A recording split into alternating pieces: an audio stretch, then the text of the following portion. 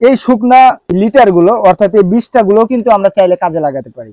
আমরা অনেক সময় কিন্তু চিন্তা করি যে এই লিটার গুলো কি করব, কোথায় ফেলে দেবো, অর্থাৎ ফেলে দেওয়ার মতো কিন্তু জায়গা থাকে না। এক জায়গায় ফেলে দেবেন, দেখা যাবে যে একটা দুর্গন্ধ ছড়াইছে, ওখান থেকে অন্যজন কিন্তু গালাগালি করবে অথবা আপনাকে কমপ্লেন করবে। কিন্তু আপনি যদি চান তাহলে কিন্তু একটু সুন্দর করে, অর্থাৎ এটাকে কিন্তু আপনি একটু যদি সুখে, অর্থাৎ রোদের সুখে যদি আপনি কোনো জমিতে দেন, অর্থাৎ আমরা যদি কোনো ঘাসের জমি অথবা কোনো ফসলাদি অর্থাৎ ধানের জমি অথবা আমরা বেগুনের জমি, ফলনযোগ্য যে পতির জমিগুলো থাকে সেই জমিতে যদি আমরা ব্যবহার করি, এটা কিন্তু জৈব সারের কাজ করবে।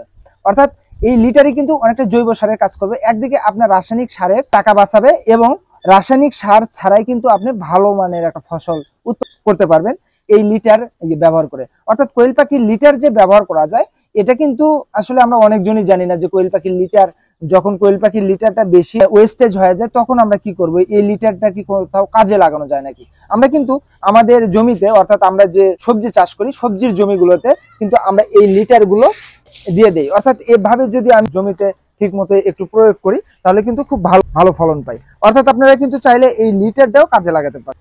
সবাই ভালো থাকবেন।